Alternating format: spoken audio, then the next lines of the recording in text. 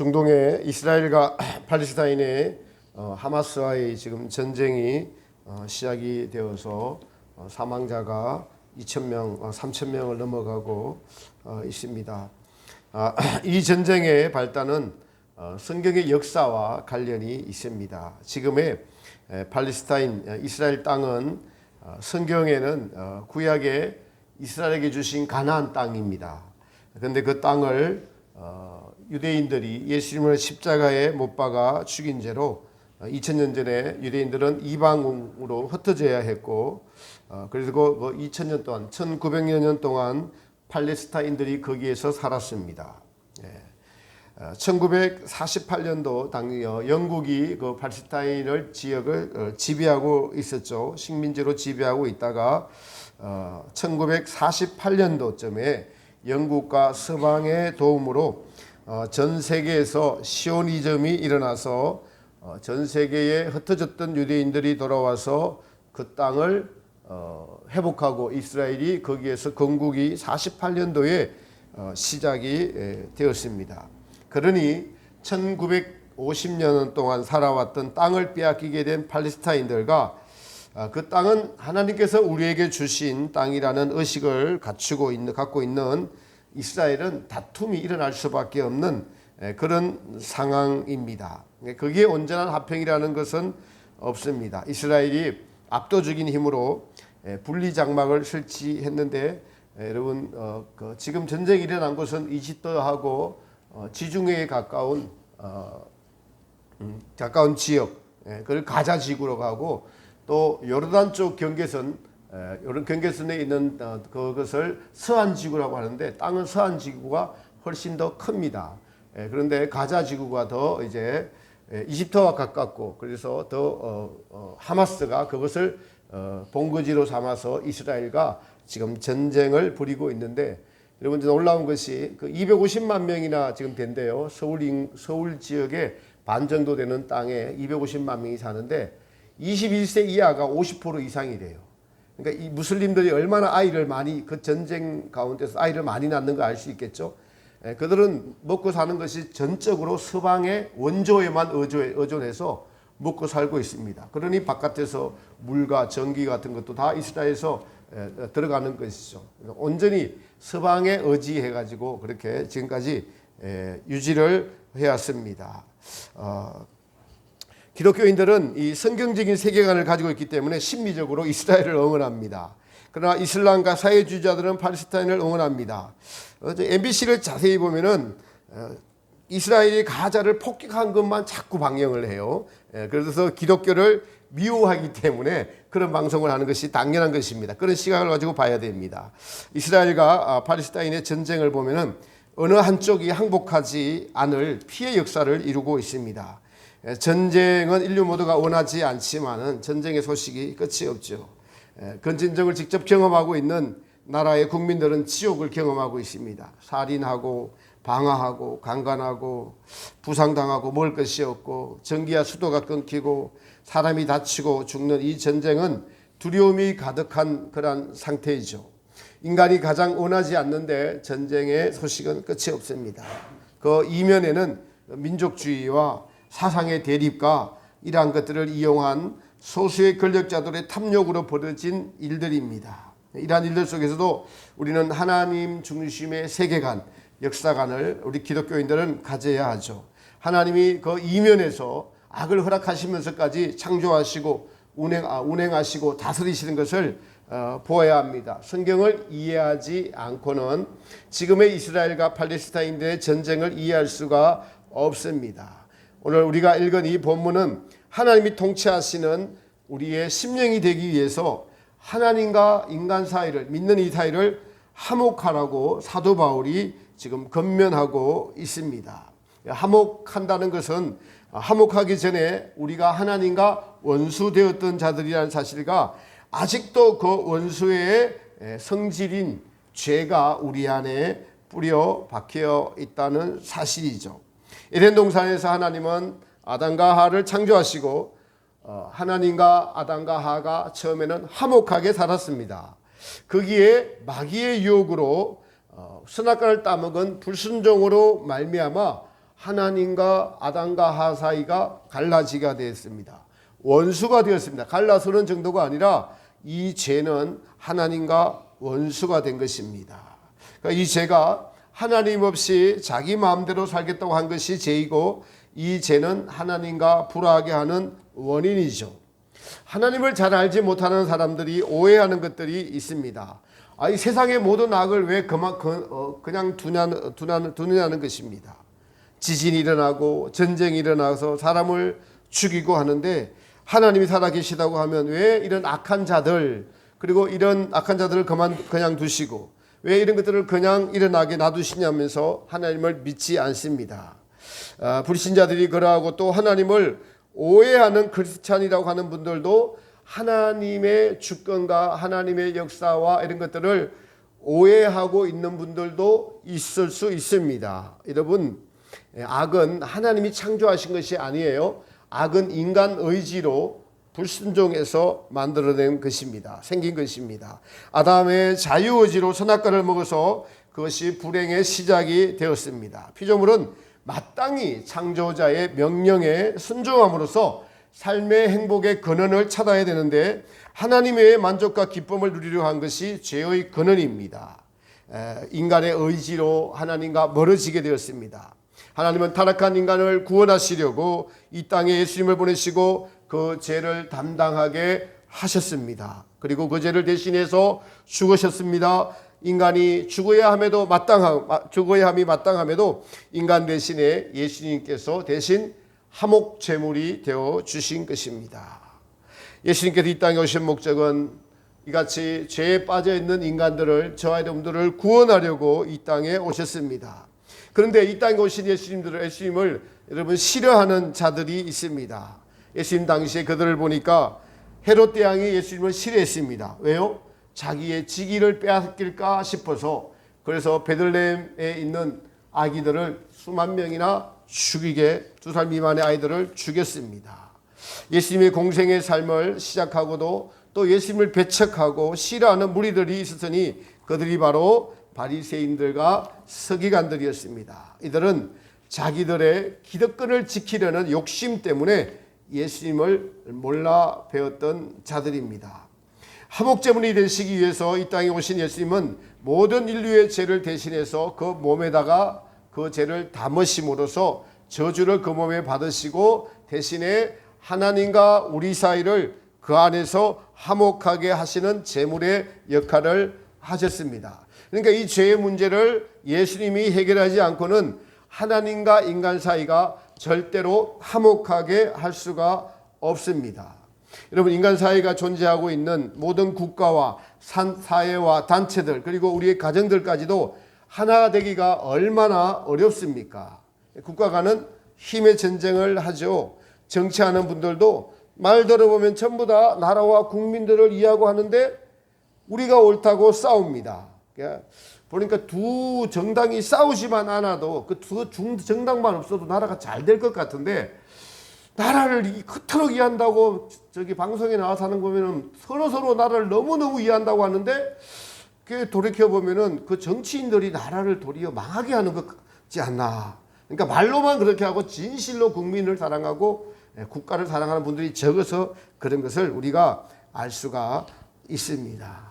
싸움의 근원에는 자기들의 이익이 우선이니까 싸우게 됩니다. 가정도 마찬가지죠. 부부가 서로의 양보를 하고 화목한 가정을 이루어야 되는데, 오늘날 그렇게 쉽게 불화해서 쉽게 헤어지고 쉽게 깨지고, 그래서 아예 결혼을 안 한다, 이런 이 말세의 추세가 우리 사회에 나타나고 있습니다.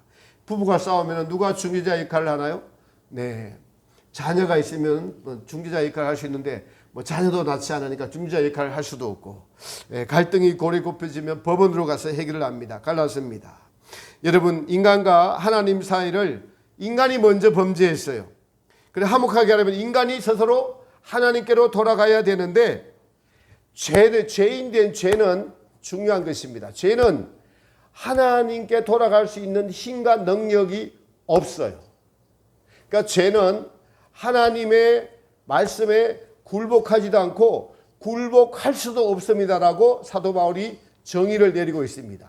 그러니까 죄인된 우리는 우리 힘으로 스스로 하나님을 찾아서 손을 내밀 수 있는 그러한 선한 의지나 선한 능력이 우리 안에는 없다라는 것입니다. 누군가 하나님과 우리 사이를 중재해야 되는데 바로 그분이 예수님이십니다.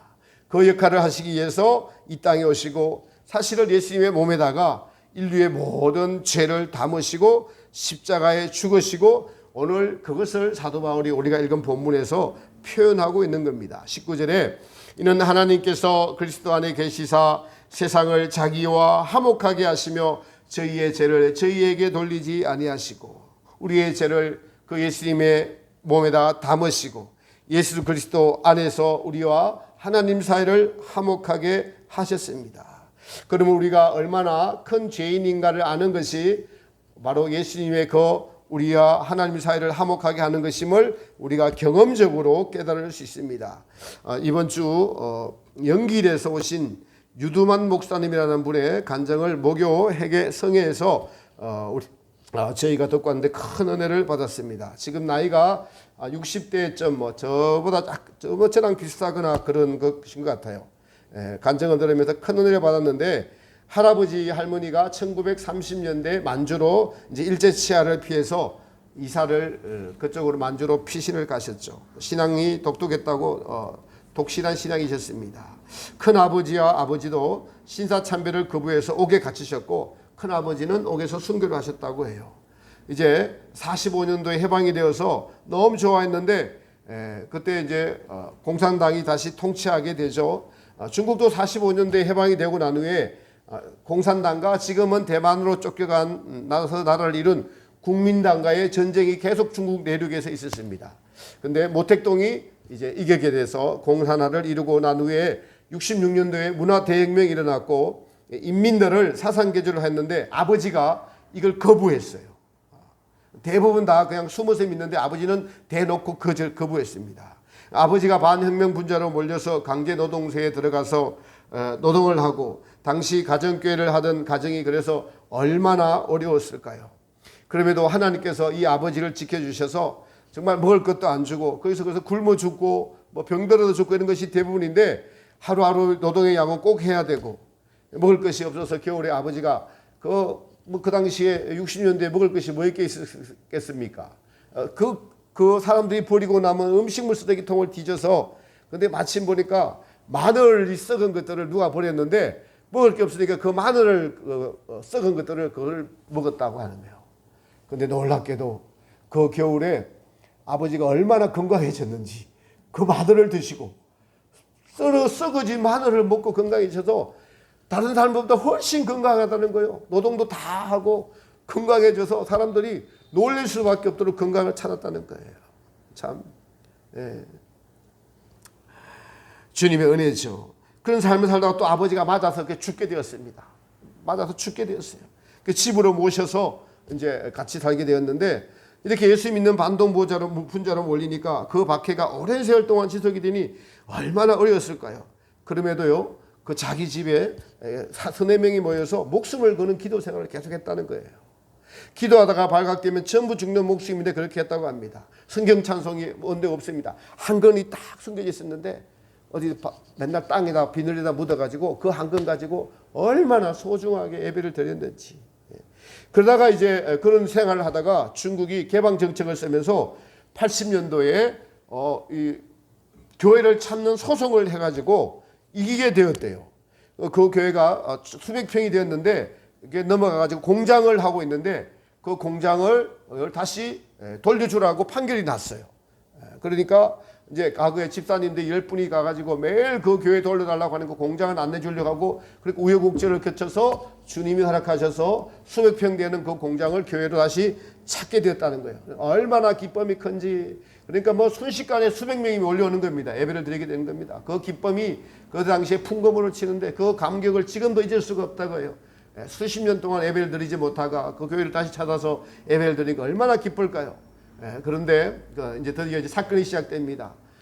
어느 날 바깥에서 시끄러워서 나가 보니까 그 술 취한 공산당원들이 교회에서 사람들 못 들어게 하고 막 이런 행패를 부리고 있길래 20세 된 이 유두만 목사님께서 바깥에 나가서 그러지 말라고 말리는데 그냥 이 사람이 화가 나서 맥주병을 깨뜨리더니 자기 머리를 찔렀어요. 머리만 찔른 게 아니라요. 영웅심이하고 눈까지 찔러버렸어요. 눈. 그래서 피를 철철 흘리면서 병원에 뭐가 있겠습니까? 자전거에다 싣고 병원으로 가는데 나 죽었구나라고 생각을 하는데 어머님이 하신 말씀이 잊혀지지 않다라는 거예요. 두려워하지 말라. 하나님이 너를 지키신다. 두려워하지 말라. 하나님 지키신다.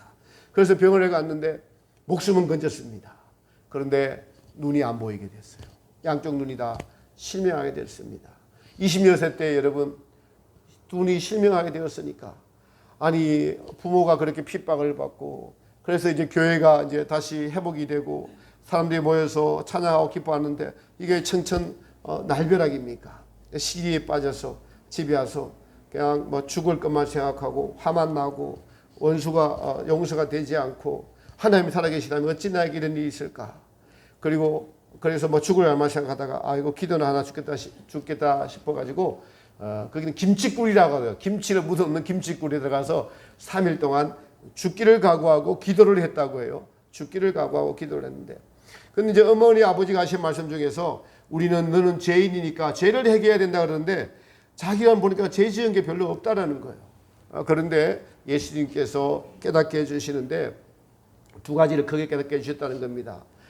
하나는 자기를 맥주병으로 찔린 그 사람을 너무 미워하는 자기가 남을 미워하는 것도 죄라는 성경 말씀이 떠올라서 그 사람을 너무 미워하는 것 때문에 이것이 죄구나는 걸 하나 깨닫게 되었고 또 하나는 자기 아버지가 그 교화소에 노동 교화소에서 노동을 할 때 어머니가 누가 이제 막 달걀을 이렇게 집 너머로 던져줘서 그것을 삶아가지고 반찬하고 해서 모처럼 아버지한테 면회를 간 거예요. 노동 교화소에 이 아이를 유두만 목사님을 보낸 겁니다. 학교 다닐 때. 그래 보냈는데 마침 갔는데 그 문지기라고 하더라고요. 문지기가 아버지를 또 아는 열렬히 미워하는 공상 당원이었다는 거예요. 너 왜 왔니? 너 왜 왔니? 이렇게 하니까 우리 아버지한테 도시락을 지내주려고 왔다 그러니까 뭐 이런 썩어 빠진 사상이 덜 된 막 욕을 하면서 도시락을 떼기 치면서 그걸 발로 밟더라는 거예요. 그걸 다시 도시락을 주워가지고 아버지 앞에 갔대요. 가가지고 씻어가지고 계란을 드리니까 아버지는 또 자기를 안 먹고 이 아들을 주더라는 거예요. 그거를. 그래서 돌아와서 인간이라면 그럴 수가 없다. 저렇게 죽어가는 사람들 아들이 아버지를 찾아갔는데 그것을 그렇게 발로 밟고 무시하고 때리고 하는 그 사람이 그 속에 미움이 자기가 크하더라는 거예요. 근데 주님께서 그 사람을 용서하라. 그 사람을 용서하라는 거예요. 아니 용서할 수 없습니다. 용서하라. 제가 눈이 보이지도 않고 아버지를 이렇게 미안 하나님이 어디 계시냐 어떻게 용서합니까 했는데 하나님의 놀라운 은혜로 순식간에 미움이 사라지고 3일째 기도하는데 미움이 사라지고 평화가 찾아오더라는 거예요. 생기가 돌아오는 겁니다. 미움이 털 것만큼도 없더라는 거예요. 진짜 원수 중에 원수 아닙니까? 자기의 눈을 찌른 원수, 실명하게 된 원수. 그 사람이 전혀 밉지 않다는 겁니다. 그날 이후에 완전히 자기 마음이 천국이 되었다는 거예요.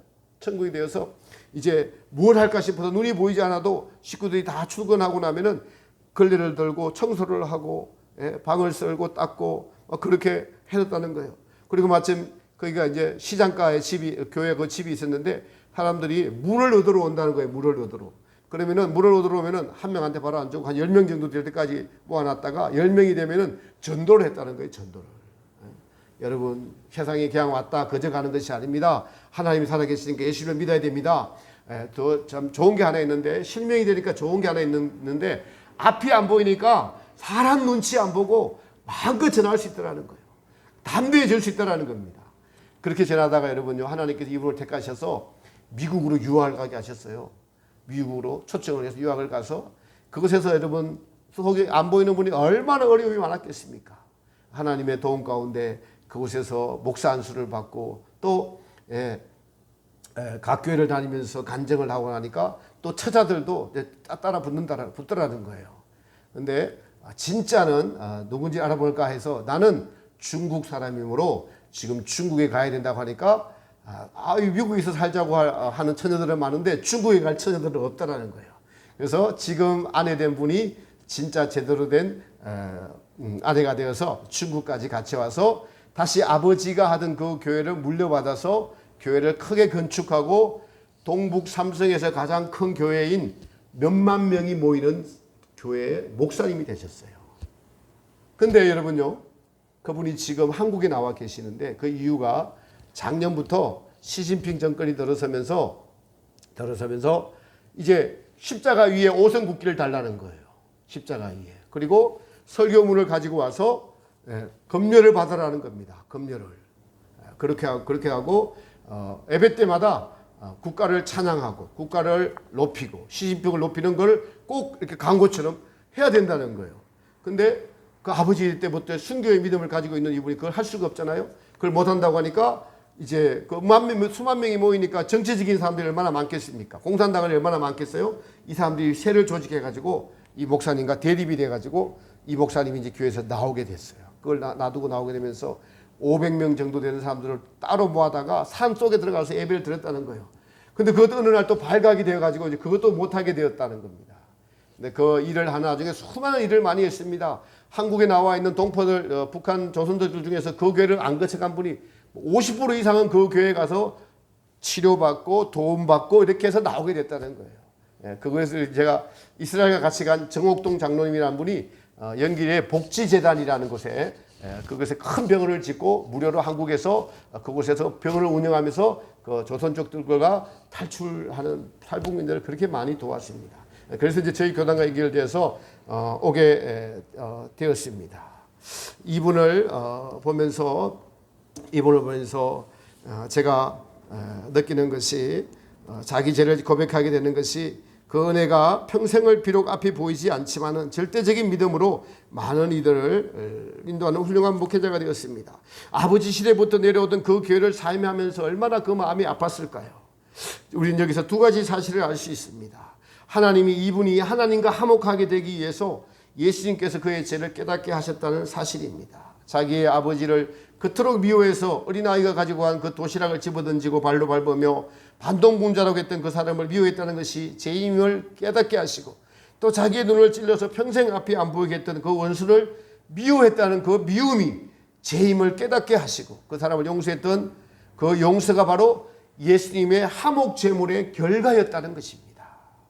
그래서 주님의 은혜로 부흥을 해서 수만 명의 단임 목회자가 되었지만은 세상과 화목하게 지내면서 공산당과 타협하면은 편하게 목회할 수 있음에도 불구하고 하나님을 믿고 화목하게 지내려면은 세상과 타협하면 하나님과 화목하게 될 수 없기 때문에 그분의 부모님들이 걸어가신 그 가시밭길을 다시 걸으시는 목사님을 보면서 참 많은 은혜를 받았습니다.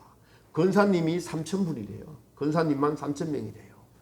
그래서 그분들과 문자로 어떻게 하면서 지금 그분들을 이렇게 또 문자를 보내면서 그분들의 이 신앙을 지금도 그 권사님들은 이 목사님이 절대적인 그런 그 순교의 역사, 아버지 때로부터 온 순교의 역사를 가지고 온 살아계신 믿음을 산믿음의 정인이고 눈이 보이지 않음에도 주님을 사랑했던 분이니까 절대적인 것을 갖고 있죠. 교회는 지금 하고 있지만은 그거는 그냥 정치적인 교회가 되어버린 것을 알 수가 있습니다. 여러분, 우리가 신앙생활을 하면서 우리의 신앙이 동력이 되는 것이 무엇이어야 할까요? 세상에서 일을 하게 되는 동력은 금전적인 보상과 일의 성취감이라고 할 수가 있습니다. 우리가 주님의 일을 전심으로 열심히 일하게 되는 그 동력은 바로 우리와 하나님 사이를 화목해 하시려는 주님의 그 화목제물 대심, 이걸 발견하는 거예요.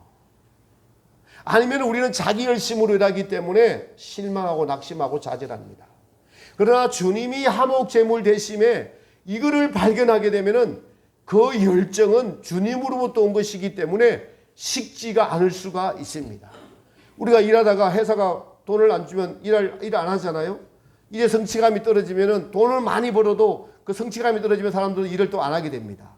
마찬가지예요. 우리가 신앙의 일, 신앙의 열심을 하는 것이 주님이 우리의 죄를 위하여 화목제물을 주셨다는 그 그것을 깨닫는 것이 동력이 되지 않으면은, 우리 죄를 사해 주셨다는 그 놀라운 은혜가 우리의 삶의 동력이 되지 않으면은 우리는 자기 힘으로, 자기 열심으로 일하다가 지칩니다.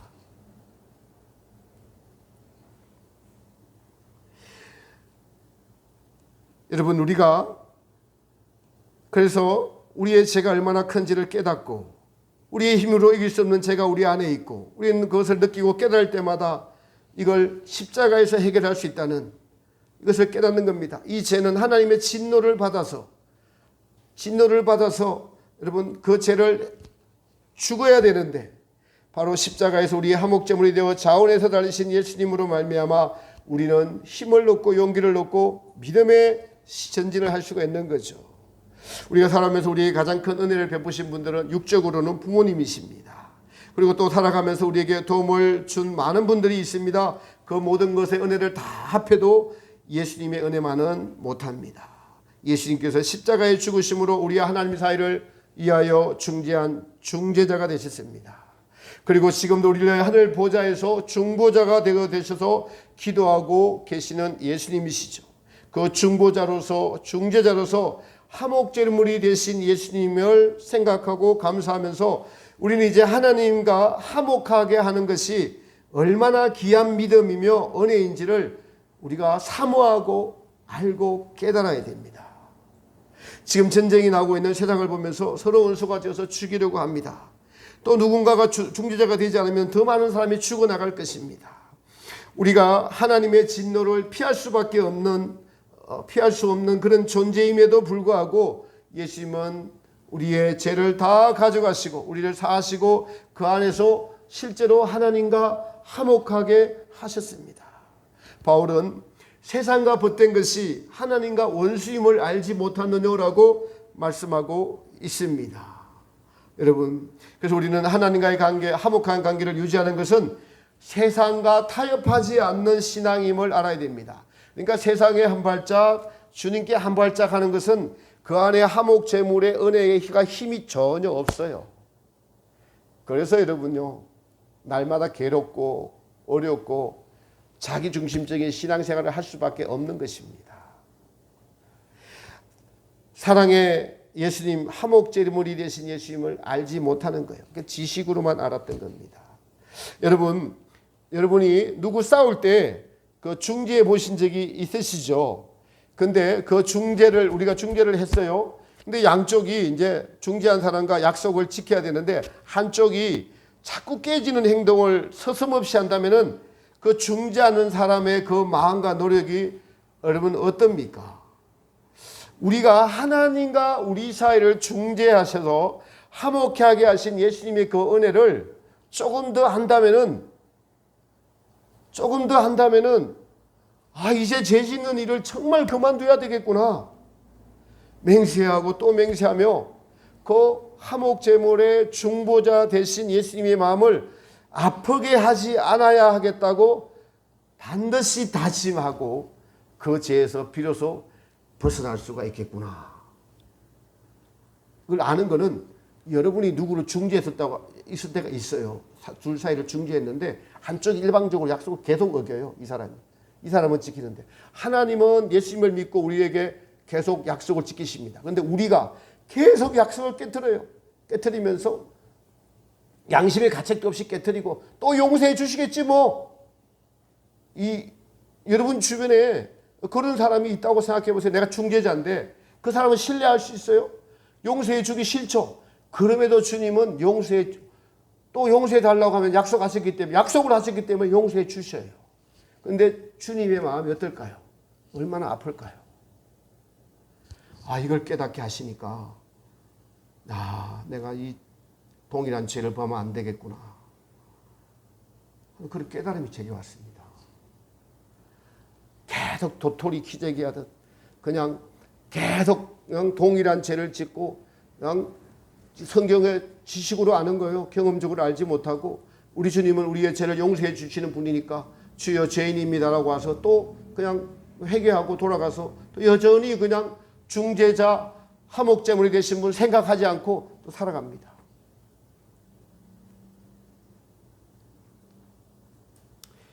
그럴 때 예수님의 마음이 어떨까요? 그 은혜가 제게 왔어요. 그럴 때 예수님의 마음이 어떨까? 주님과 동행하는 삶을 살고 주님을 원하는 마음이 되면은 이제 우리가 주님께서 얼마나 고마운 분이라는 것을 점진적으로 알아가게 됩니다.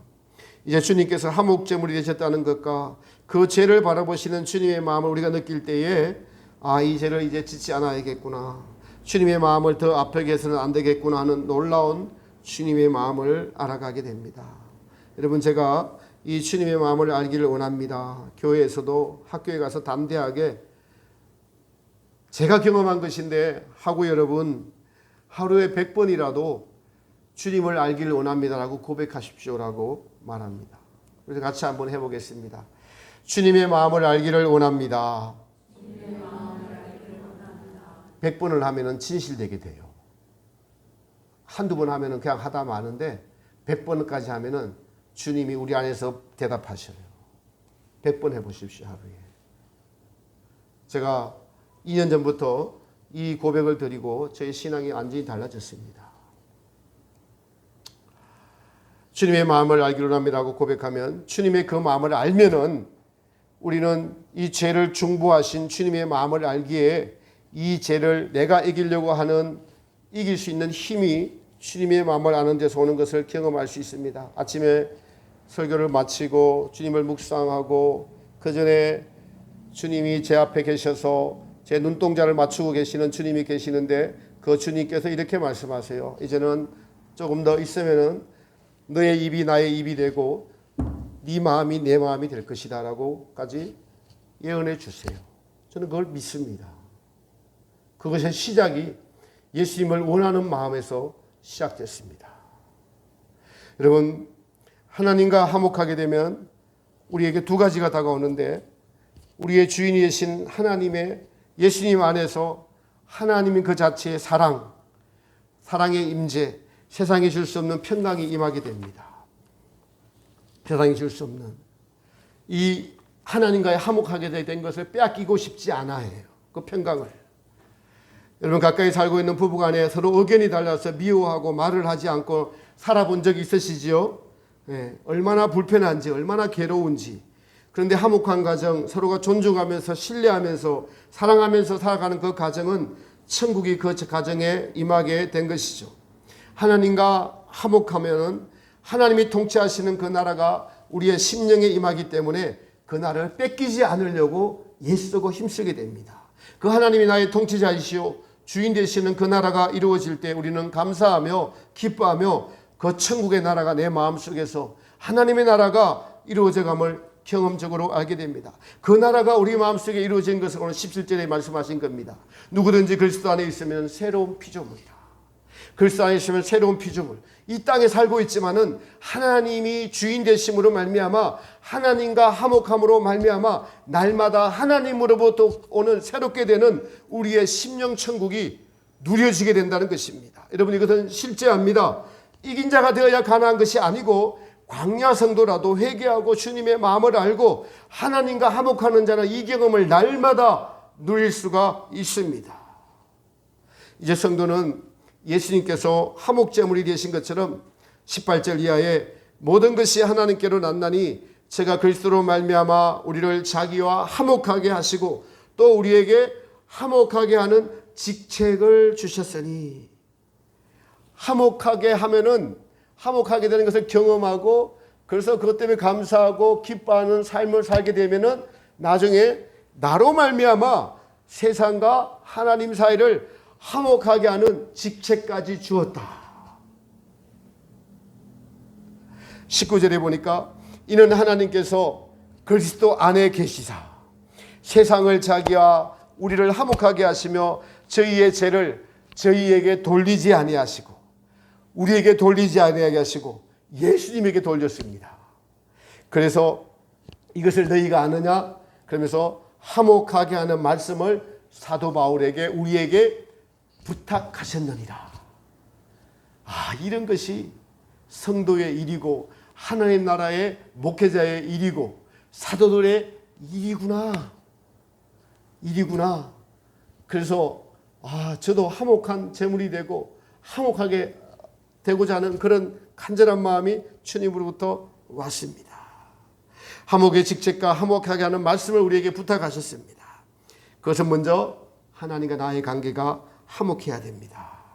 우리의 죄 때문에 화목제물이 되신 예수님이 누구신지 그분을 알아야 합니다. 그 마음을 알아야 합니다. 그러면 우리도 화목의 직책을 감당할 수가 있습니다. 세상과 하나님 사이를 화목하게 하는 그 말은 예수님의 마음을 아는 자가 할 수 있는 거죠. 예수님의 마음을 모르면서 주변인들에게 여러분 내 방법으로 내 뜻대로 내 힘으로 우리 식구들을 누구를 아무리 화목하게 하려고 해도 내 힘으로는 안 됩니다. 그것은 말뿐이요 능력과 힘이 없는 거죠. 예수님께서는 죄인들의 죄를 다 가져가시는 그 사랑의 희생을 마음을 아는 자가 그 예수님의 마음을 아는 자가 이 사명을 감당할 수 있습니다. 이제 자 여러분 이 마지막 시대가 되어서 우리는 하나님과 사람 사이를 화목하게 하는 일에 자 여러분들에게 직분을 맡기시고 우리를 초대해 주셔서 이 일을 이루게 하실 것입니다. 그것의 첫걸음은 예수님의 마음을 아는 것입니다. 우리의 죄가 얼마나 큰지 알고 죄를 짓지 않는 힘과 능이 우리에게 있는 것이 아니라 주님으로부터 와야 될, 주님으로부터 오면은 죄를 짓지 않습니다. 내 힘으로는 죄를 이길 수가 없습니다. 주님으로부터 와야 됩니다. 그 시작의 단초가 주님의 마음을 아는 거예요. 그것은 우리가 소원하면 됩니다. 평상시 여러분 회사에서 여러분 우리 권사님 집사님 일을 하시면서 회사에서 일을 하시면서 재봉틀 하시면서도 그건 얼마든지 할 수 있는 거예요. 집중하면서도 주님의 마음을 알기를 원합니다. 주님을 원합니다. 설거지를 하거나 누구를 만나거나 지하철을 타거나 어디를 있거나 우리 인간의 마음이 주님을 알기를 원합니다. 주님의 마음을 알기를 원합니다. 이것이 시작될 때 주님께서 우리의 죄를 위하여 화목제물이시다는 것을 깨달을 수 있는 그 은혜가 주님으로부터 오고 주님이 우리를 위하여 하신 말씀과 행위들을 보면서 그리고서 그럼에도 불구하고 내가 지금까지 주님의 마음을 몰랐기 때문에 여러분 우리가 주님의 마음을 몰랐기 때문에 동일한 죄를 짓고 또 죄를 짓고 주님 앞에 나와 그냥 또 동일한 계속 같은 기도를 반복하는 것이 왜 그러냐면은 주님의 마음을 몰랐기 때문에 그래요. 마음을 알면 그럴 수 있을까요? 마음을 알면 그럴 수 없습니다. 그러니까 그 힘과 능이 주님으로부터 옵니다. 이것을 알고 깨닫고 기도하고 시작이 교회가 새롭게 되는 것이 청년들이 다시 돌아오는 것이 주님의 마음을 아는 것에서부터 우리의 화목제물이 되셔서 모든 죄를 그 안에 담아 가신 것이 얼마나 큰 은혜인가를 아는 것에서 교회의 역사와 부흥은 이루어질 것이고 마지막 때 사명을 감당할 수 있을 것입니다. 사랑하는 성도 여러분, 이 일로부터 시작됩니다. 우리에게 화목하게 하는 직책을 주신 것의 그 시작의 단초는 주님의 그 마음을 아는 것에서부터 시작이 됩니다. 우리의 기도가 늘 주님 마음을 알기를 원합니다라는 그 기도가 우리 삶 속에서 마음에서 입술에서 끊이지 않고 나와서 이 땅에서 주님의 마음을 더 알아가서 주님께서 부탁하신 화목하는 직책을 감당하는 귀한 자 여러분들 우리 교회 정화교회 모두가 되시기를 예수님의 이름으로 축복합니다. 찬송가 294장 찬양하면서 동원하겠습니다.